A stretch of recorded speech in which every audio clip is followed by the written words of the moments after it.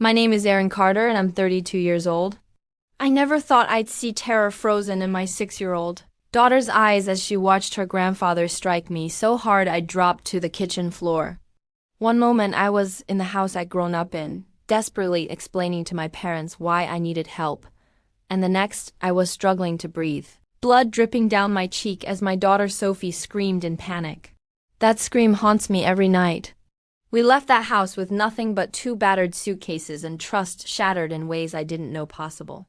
The look he gave me wasn't shock, or even shame. Derek fought viciously for every penny, hired an attorney who made sure every asset was protected, his assets, not mine. At 32, I needed to ask my parents if Sophie and I could stay with them temporarily. I promised myself. My parents, Helen and Douglas, had lived in the same 3-bedroom house for 30 years. My mother put fresh sheets on the bed and cleared closet space. My father set up a desk for Sophie's schoolwork. For a week, I believed we'd found a safe harbor. But small tensions surfaced right away. My mother started making little comments about how women in her day held their marriages together.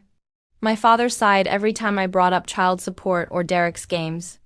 Every morning, my mother would criticize how I got Sophie ready for school. Sugary cereal again? No wonder she can't sit still. In my day, children ate proper food and showed respect.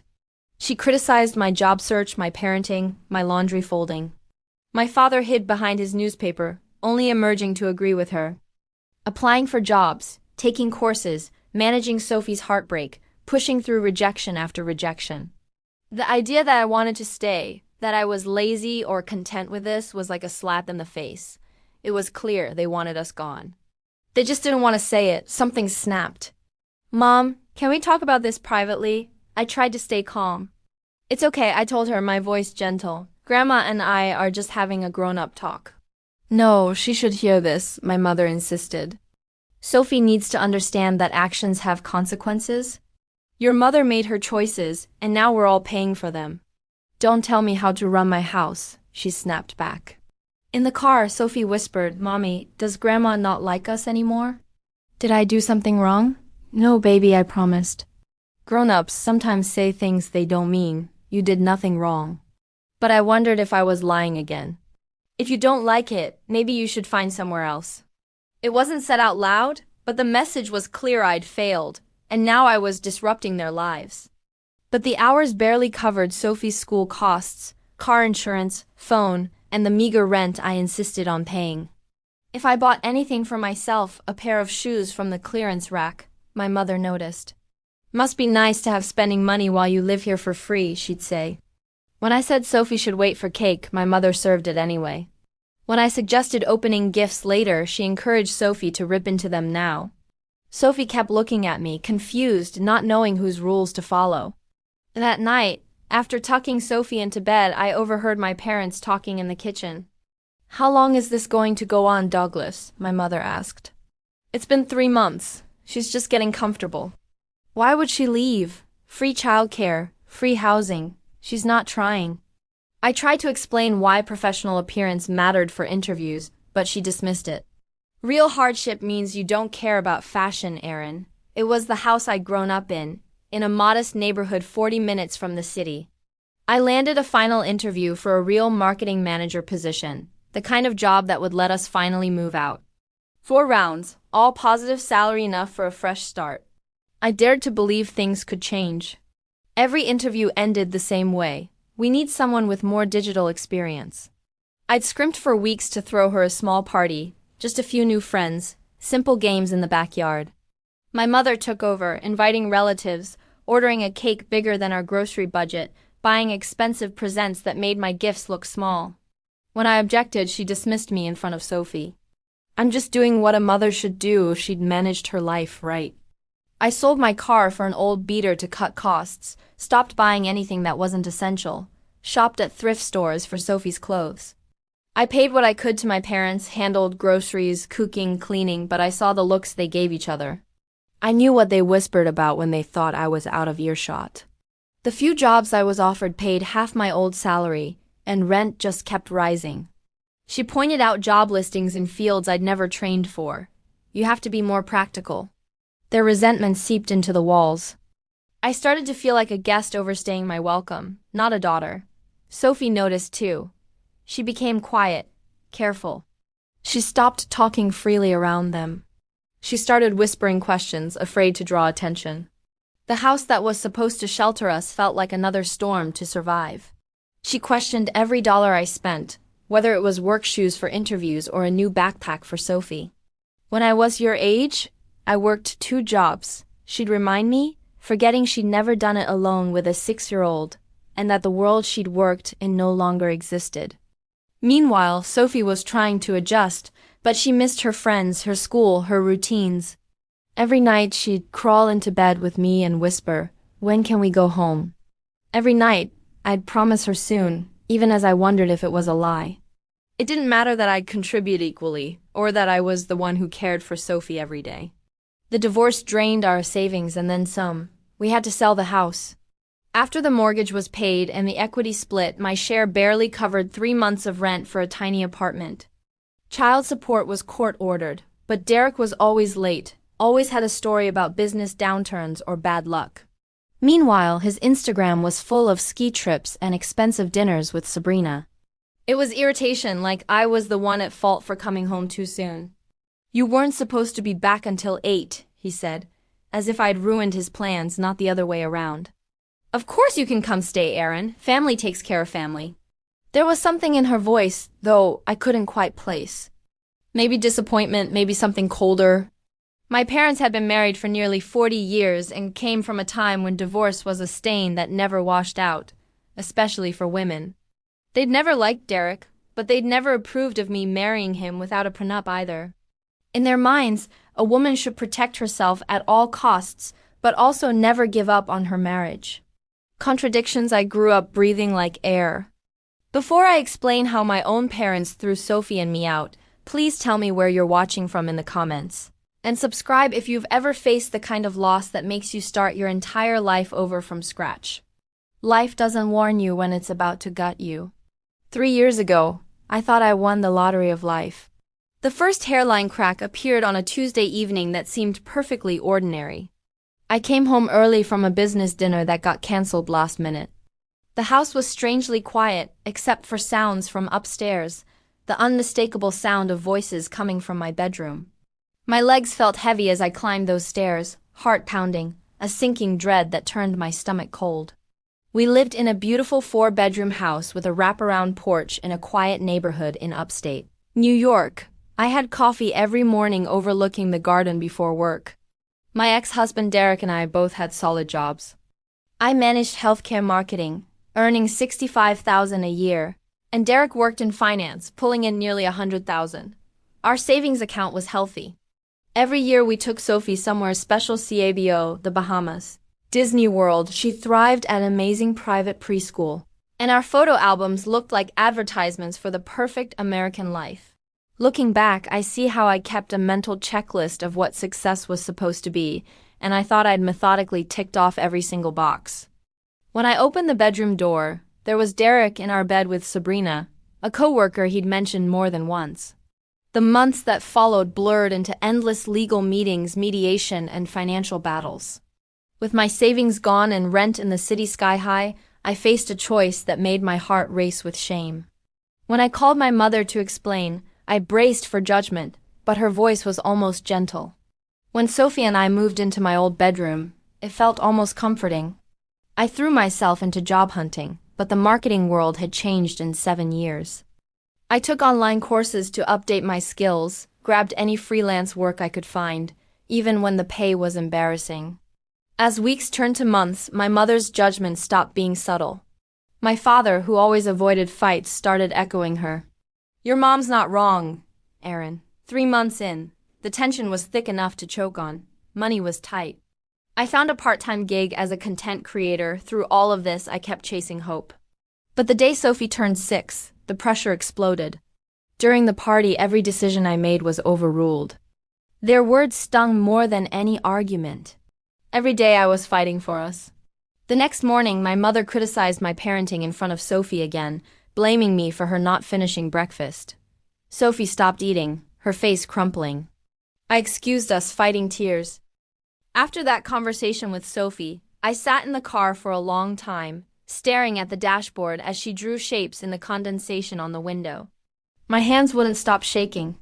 It was all starting to pile up, the constant criticisms. The feeling that every mistake would be used as proof that I didn't belong there, and Sophie's growing sadness. That night I tried to hide my stress, but even her teacher emailed to say Sophie was quieter than ever, hardly talking in class, sometimes refusing to play at recess.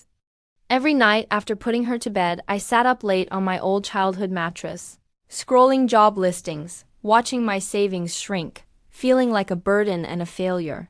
My friend Monica called me often, checking in, sending job leads, offering to take Sophie for an afternoon when I needed a break. One afternoon, I replaced my ruined interview shoes with a clearance pair from a discount store. This wasn't just any job. It was exactly what I'd done before, with a salary that could pull us out of this pit. 4 interviews, each one more promising than the last. I had scraped and saved, skipping my own meals to put together a small celebration, just a couple of friends from her new school, simple decorations and homemade cupcakes, but Helen had other plans. How long is this going to last? Douglas asked quietly. I sent out applications, did interviews, picked up extra work. I tried to give Sophie some normalcy, even as my nerves frayed, but their words hung over me like a storm cloud. She's taking advantage, Doug. She's comfortable here. Something in me finally snapped. Mom, can we talk about this privately? I kept my voice steady, determined not to fight.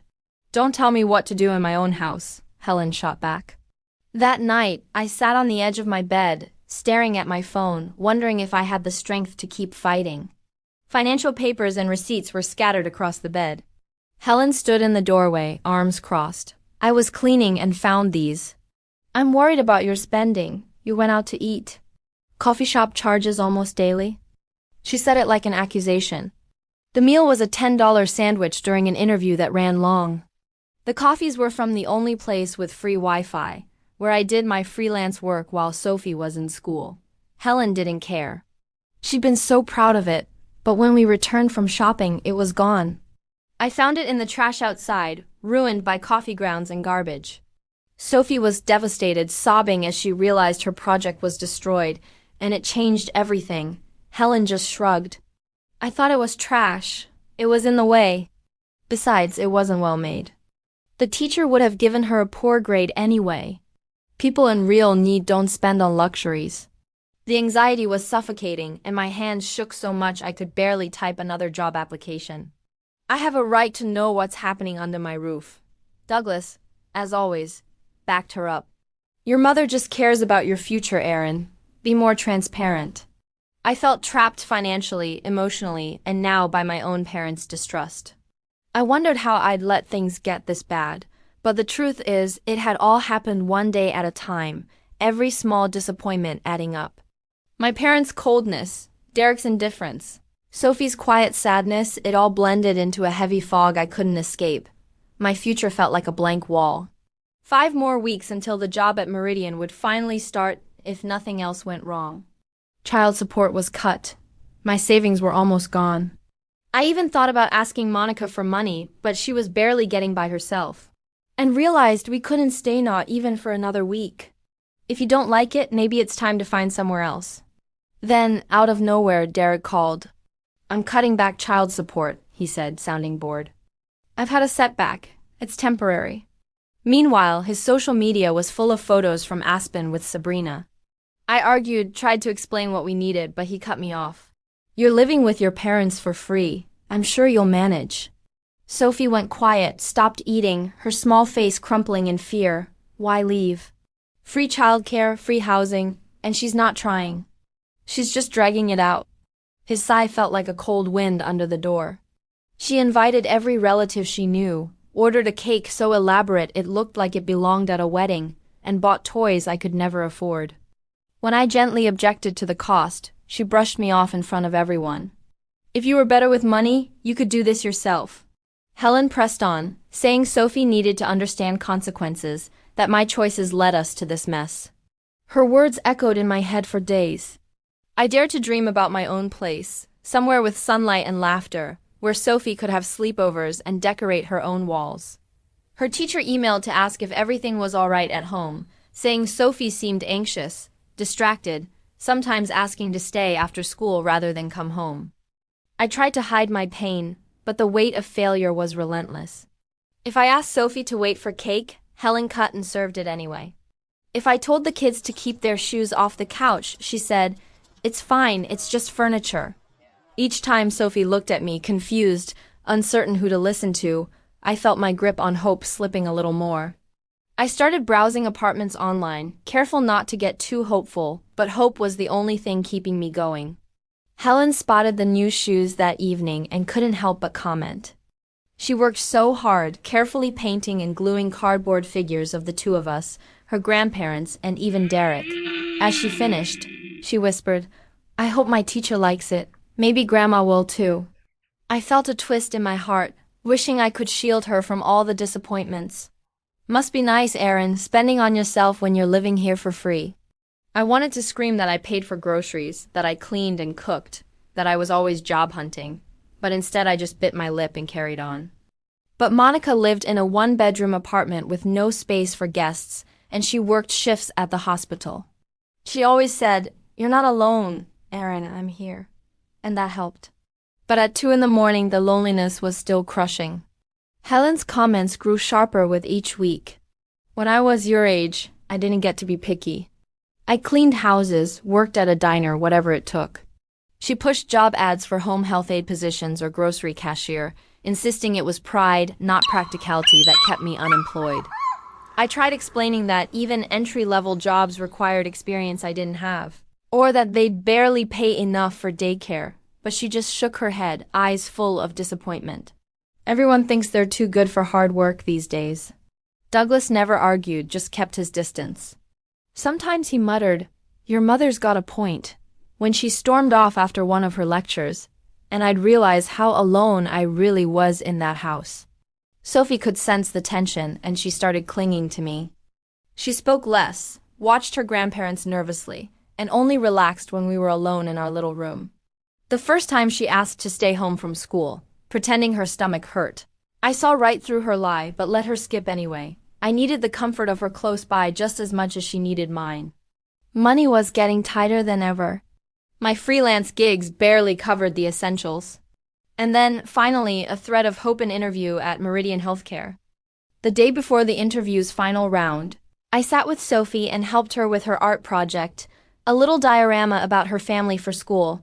Then came Sophie's 6th birthday. Throughout the party, Helen undermined me at every turn. After everyone left, I tucked Sophie into bed and overheard Helen and Douglas in the kitchen. Every day I fought to prove I wasn't that person. The next morning, Helen criticized my parenting again, in front of Sophie, blaming me for every tiny thing. I reached over and tried to comfort her. "It's okay, honey. Grown-ups just disagree sometimes." After that, Sophie became even more withdrawn. The weeks blurred. My interview at Meridian was promising, but the hiring process dragged on, and we stayed stuck in limbo. I felt the walls closing in. Days later, another crisis. Sophie and I came home from her parent-teacher night to find my mother had reorganized our shared room. My cheeks burned. "You went through my private papers?" She just shrugged. "It's my house." That night, I cried in the bathroom while Sophie slept. I researched shelters and extended stay hotels, hoping for an answer, but every option felt impossible. The next day, Sophie was working on her art project, a diorama she'd made for school. That was the moment when something inside me shifted. I saw the coldness on Helen's face, Sophie's heartbreak, but what happened next, I never could have predicted. After Helen threw away Sophie's art project and dismissed her tears as if they didn't matter, I lay awake most of that night, staring at the ceiling, counting the days until I could finally get us out. Even with hope on the horizon, a start date at Meridian Healthcare, the promise of independence, the days felt endless and heavy. The pressure inside that house was relentless, like being stuck in a room with no fresh air. That next morning, I woke up early and checked my email before anyone else was awake. I almost dropped my phone when I saw the message from Meridian's HR. Their plans had changed. Instead of waiting 5 weeks, they wanted me to start in just 1. "I'm sorry, Grandma," Sophie said right away, her voice trembling. Helen saw the spreading orange stain, and her face twisted in fury. "Do you know how old that tablecloth is?" That belonged to my mother, and her mother before that. You have no idea what you've done. They'd had a staff departure, and the position was mine immediately if I could begin next Monday. I moved quickly, grabbing paper towels to blot the spill, trying to keep things calm. 5 months of swallowing my pride. 5 months of hearing how I'd failed, how I'd ruined everything, how I wasn't enough. You don't respect what this family has given you. We'll be gone as soon as I get my first paycheck. I don't want to stay where we're not wanted. You've been nothing but a burden since you arrived, Aaron. I've done everything for you, and this is how you repay me. His presence suddenly felt threatening in a way I'd never experienced. Don't talk to your mother that way in our house. Show some respect.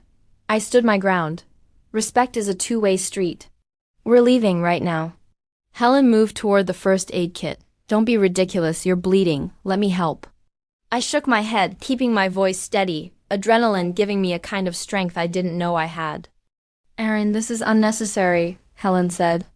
Your father lost his temper, but you provoked him. We need to calm down and talk about this. Her words were like ice in my veins. No one who hits someone has the right to demand they stay for more. I never thought I'd have to protect my child from her own grandparents, but that's exactly what I'm doing now. Don't touch me. Sophie, go to our room. Start packing your things. Where will you go? I looked him in the eye, voice calm. That's not your concern anymore. I tried to hold it together for Sophie, but when the car doors closed, my hands shook so hard I could barely hold the keys. Was it respectful to go through my private papers? To throw away Sophie's school project? To tell her her art wasn't good enough? Sophie reached for me, her little arms wrapping around my neck. Don't cry, Mommy. We'll be okay, just us. Hearing her try to comfort me broke my heart into pieces. No child should have to be the strong one. Helen stayed frozen, eyes hard, making no move to help me or comfort Sophie.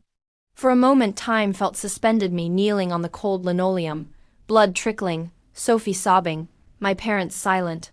My voice rose, the months of pain boiling over. We had nothing, but we had each other, and that would have to be enough. You've done nothing but judge and shame us since we got here. We moved through the house in silence, grabbing clothes, toiletries, her stuffed animals, my laptop, our papers, everything we could fit into 2 suitcases. I worked fast, my hands shaking, my head throbbing. A burden we've carried without complaint, while you pick and choose which jobs are good enough for you. I heard myself answering, my voice shaking but loud. The slap was hard, stunning, landing on my left cheek and knocking me off balance. Mommy, you're bleeding. I tried to sit up, fighting dizziness, and hugged her tight. It's okay, baby.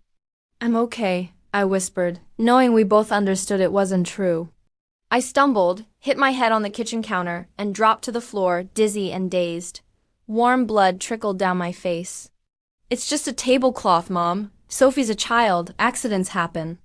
It was an accident, Mom. We can get it cleaned. Helen's voice rose. With what money? You barely pay your way here as it is, and now you're ruining family heirlooms. Without complaint? You criticize every single thing I do.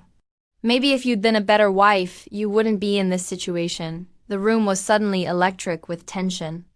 Enough, he said, his voice sharp. We've supported you long enough. You want respect? You start paying rent or you get out. We're not a charity. We don't owe you anything. Your generation gives up at the first sign of trouble. You make Sophie feel like a guest in her own family. I'm doing everything I can. You don't respect anything in this house, Aaron. Helen's expression stayed cold. Well, it's about time something finally worked out, she said, not even glancing at me.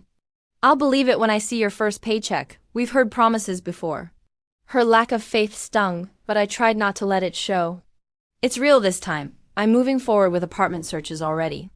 Sophie and I will be out of your hair soon. The relief and joy were overwhelming.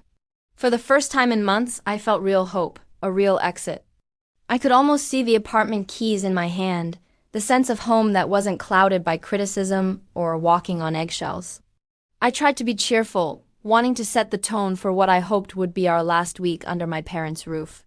When Helen came into the kitchen, I shared the news. They moved up my start date. I'll be starting at Meridian next week instead of next month. I replied instantly, yes, of course I could start right away, and sat for a long moment on the bed, letting gratitude wash over me. As I made breakfast that morning, my whole body felt lighter. He sat down at the table, flipping through the paper like it was any other day. The mood was tense and tight as always, but I focused on Sophie, who watched us both, always trying to gauge which way the wind was blowing. I waited for even a hint of pride or maybe relief. Douglas, who had just come in from his morning walk, barely acknowledged me. As we sat down, Sophie accidentally knocked over her juice, splattering the antique lace tablecloth that Helen always guarded like treasure. Sophie shrank in her chair, tears welling in her eyes. Her words pierced through the fragile piece I'd managed to hold on to.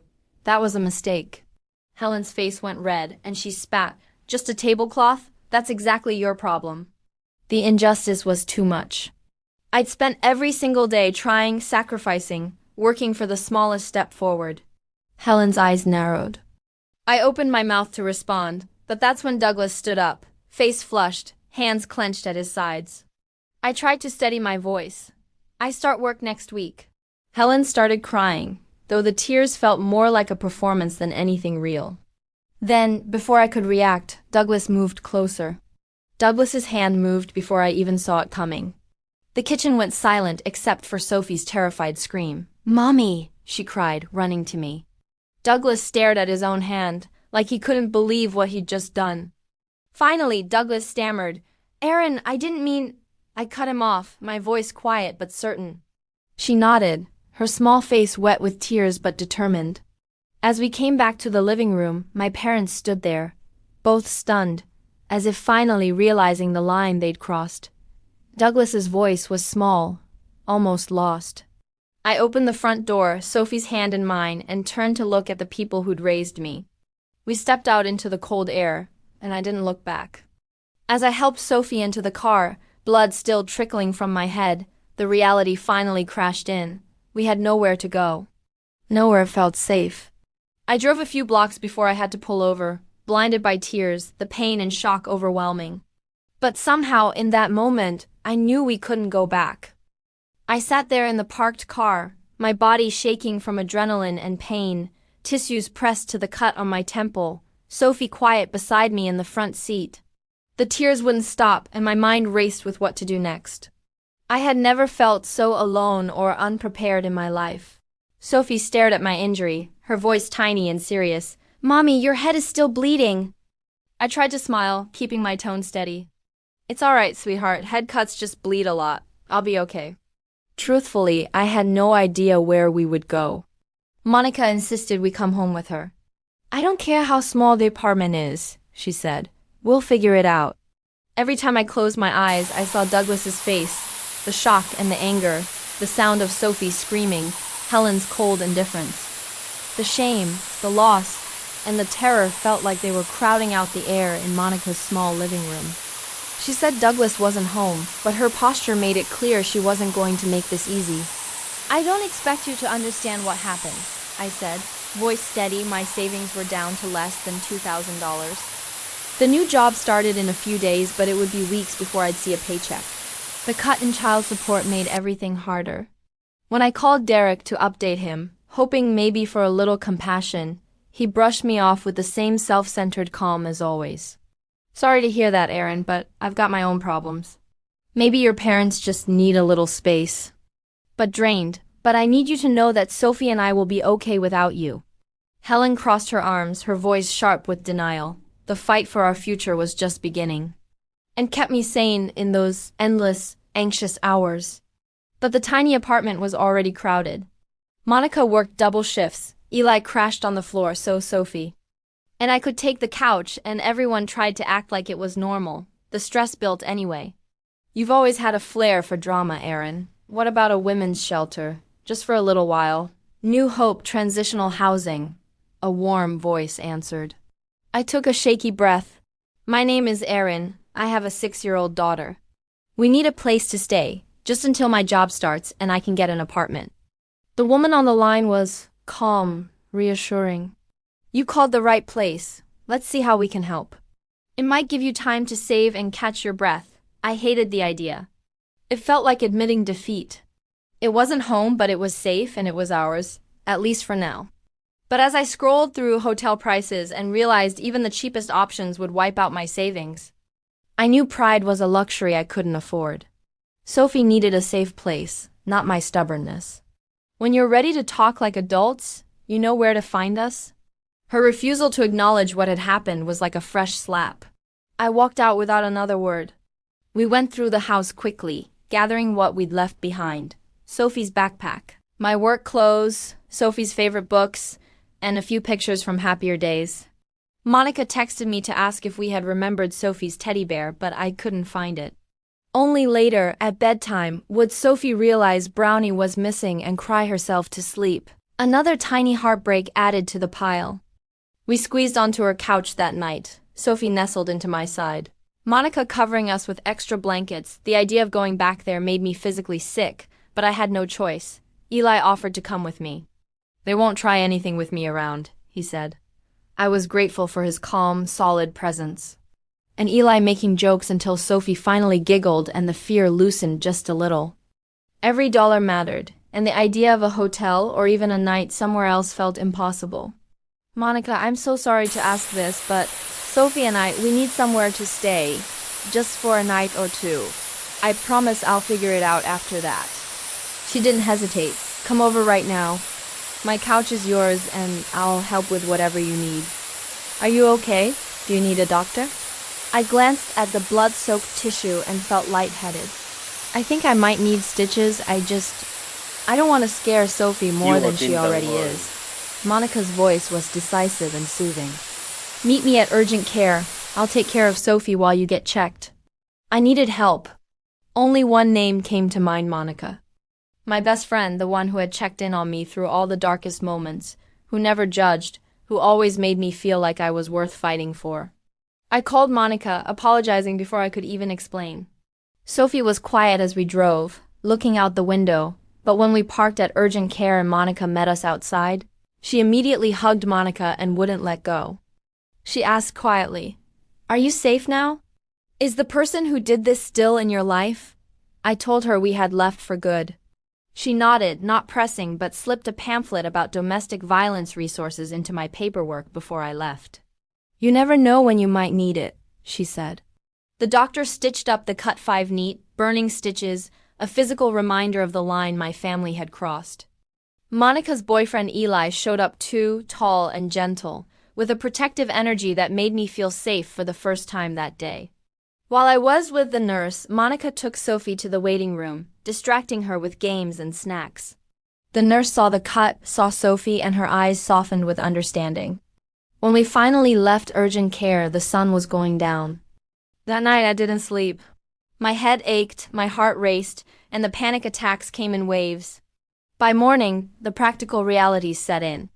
We needed our things from my parents' house clothes, school supplies, documents, the essentials. When Helen opened the door, her face tightened at the sight of Eli and the fresh bruising on my stitched temple. Before we left, I faced Helen one last time. Back at Monica's apartment, I had to face the harsh math of our situation. It was clear, we were on our own. Monica and Eli did everything they could.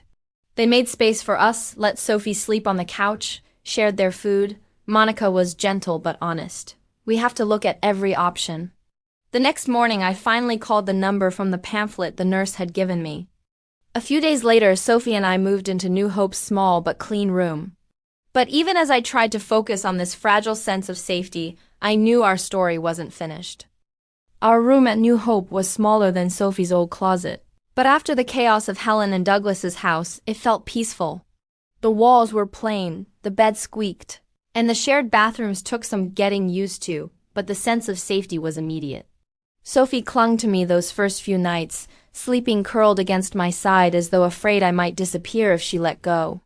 "You look beautiful, Mommy," she whispered, touching my sleeve. I smiled and hugged her, blinking back tears. "Thank you, sweetheart. You're my good luck charm."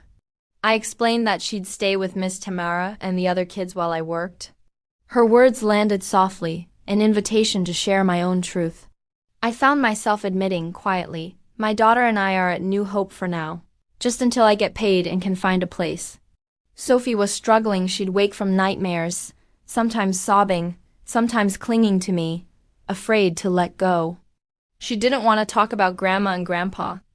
Instead, she drew endless pictures of houses, always with the two of us, sometimes Monica and Eli, but never Helen or Douglas.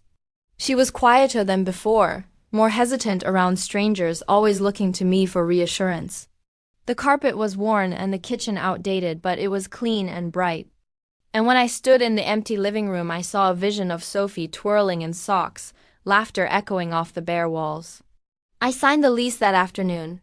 Shannon didn't react with pity or shock.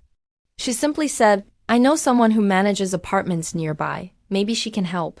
Shannon's co-workers donated extra dishes and towels, even a futon for the living room. But that tiny apartment with its faded paint and second-hand furniture became a place of possibility. Healing would not be instant, and the next step would require facing the pain head-on, both for me and for Sophie. For the first time, I believed we might be okay. Monica and Eli helped haul our few belongings up the stairs. Sophie and I ate our first meal there, sitting on suitcases, sharing pizza and apple juice, and for the first time in months, she laughed without fear. "It's like camping," she declared, "but inside." I held her and promised, "This is the start of something better." No promises, but it's worth a conversation. She sometimes works with people in transition, and she's open to a payment plan for the security deposit. "Want to grab coffee with us tonight?" My heart beat so hard I could barely answer. She nodded, but her eyes were worried. "Will the other kids know we're in a shelter?" she asked quietly. "No, honey, it's just a place to stay for now. Like a long hotel sleepover." She accepted that answer, but I knew she understood more than she could say. I stroked her hair and made her a promise I wasn't sure I could keep. "Yes, sweetheart, this is just for now. We'll have our own home again soon. I'll make it happen, I promise." She nodded, already half asleep, trusting me completely. That trust felt heavier than anything Helen or Douglas had ever thrown at me. Each morning, I tried to create a new routine. No one there knew what I was surviving, how the dress I wore was crumpled from being stored in a trash bag, how every muscle in my body was tight from sleeping on a too firm mattress. But it's safe, close to your job, and the school nearby is good. I explained my financial bind: no paycheck yet, savings almost gone, child support delayed. Denise nodded. "We'll do first month's rent up front, and you can pay the deposit over time." The landlord was raised by a single mom and wants to help when he can. For a moment, I just stared at her, overwhelmed by relief and gratitude. Still, I put on a bright smile and introduced myself to my new team. I managed to act confident, talking about marketing campaigns and deadlines like I hadn't just escaped a nightmare. I'd get Sophie ready for the shelter's children's program, packing her a lunch from whatever we had, sometimes peanut butter crackers, sometimes just fruit and bread.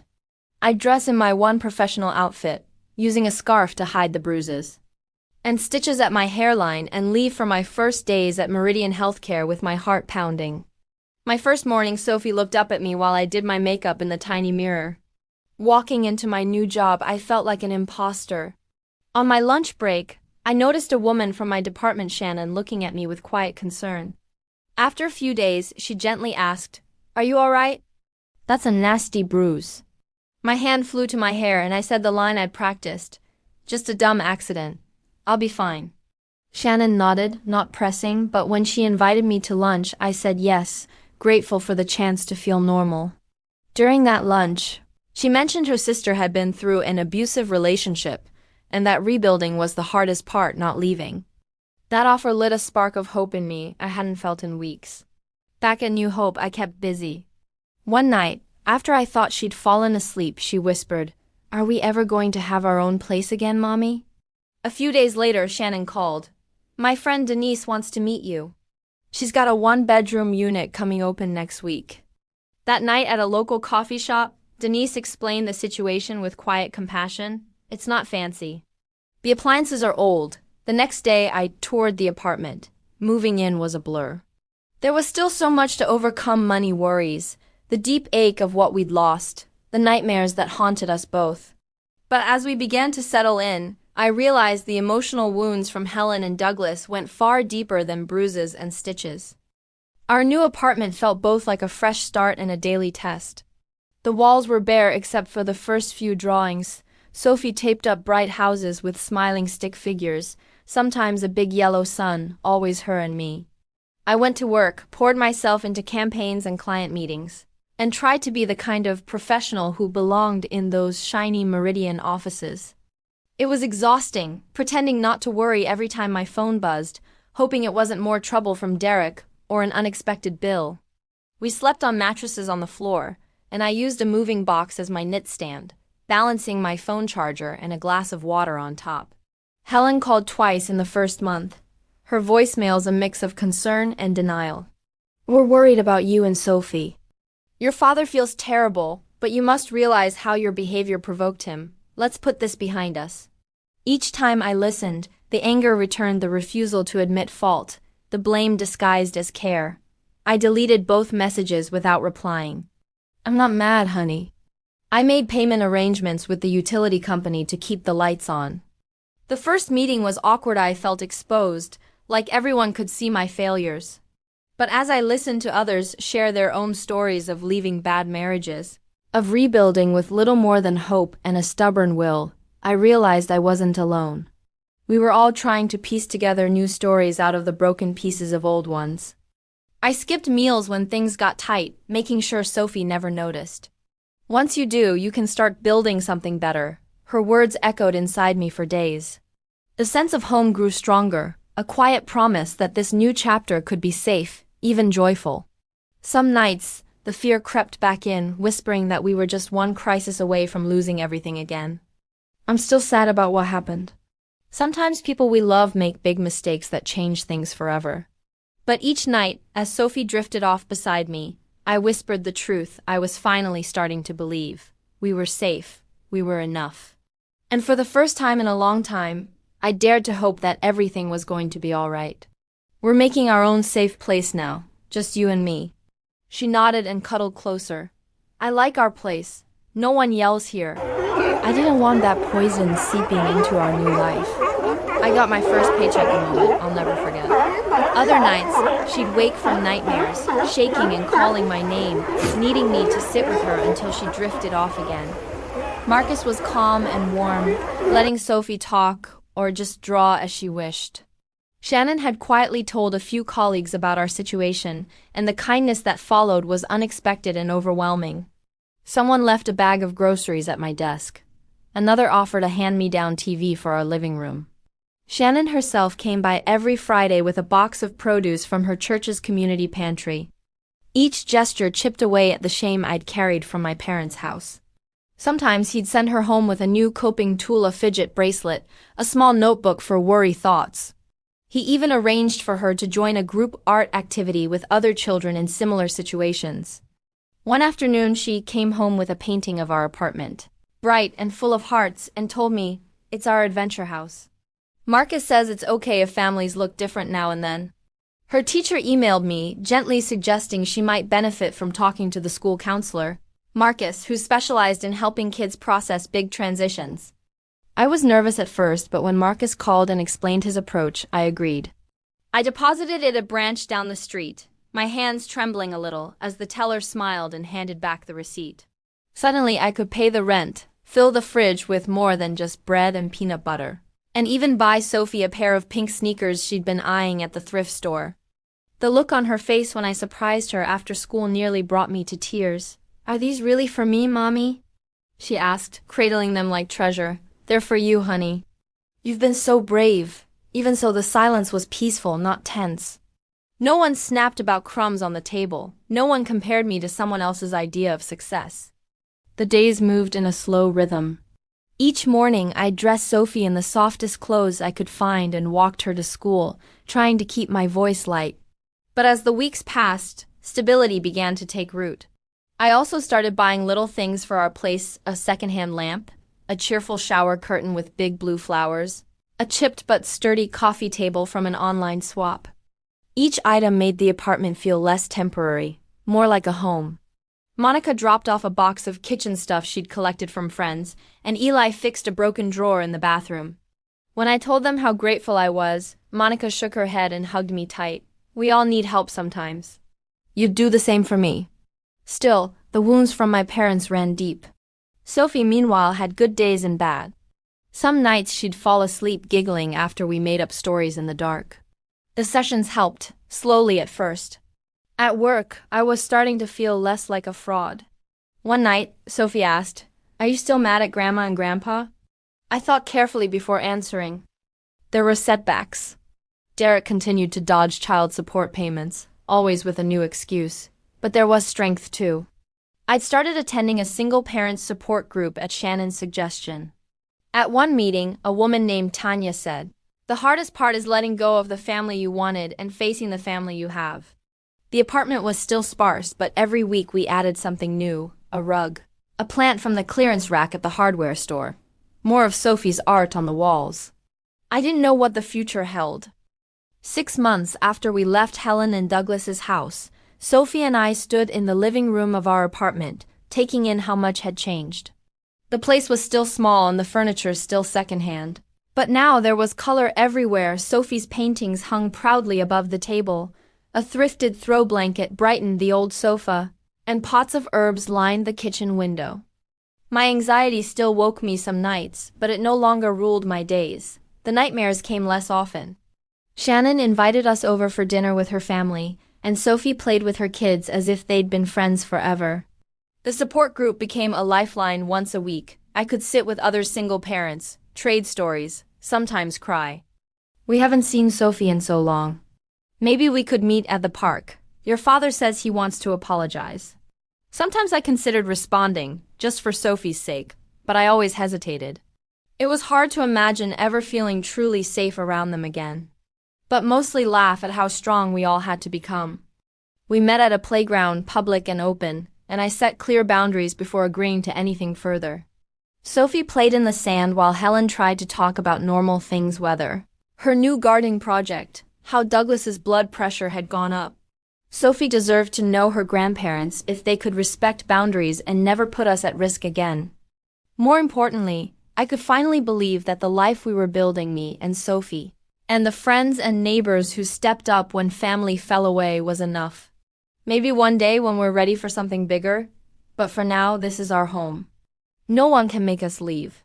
So I agreed to occasional, supervised visits, always in public, always with me present. Sophie was cautious at first, but she warmed to Helen's gentle attempts, especially when Mrs. Bradley joined us once and made everyone laugh with her stories. "Our adventure house," she said. "Just us, and anyone else we choose." She skirted around the subject of what happened, only managing, "Your father regrets losing his temper. He's not the same since you left." "It's for you, Mommy. Marcus says everyone needs a brave band." She tied it around my wrist, her hands careful and small. "We're both brave, right?" I kissed her forehead and told her yes, we were. Helen looked away, her jaw tight. "I know," she whispered, voice breaking for the first time. "We can't undo it." I wish things had been different. Tanya, the woman who'd spoken about rebuilding family, was right. Letting go of the dream of perfect parents freed me to create the community I actually needed. But Monica never made me feel ashamed. Instead, she'd say, "You're one of the strongest people I know. We get through the hard stuff together." Her teacher sent home notes about her curiosity, her growing confidence, and the friends she was making. Marcus, the counselor, said she was beginning to talk about what happened with her grandparents, not with anger or tears, but with an honesty that showed she was learning how to process her pain.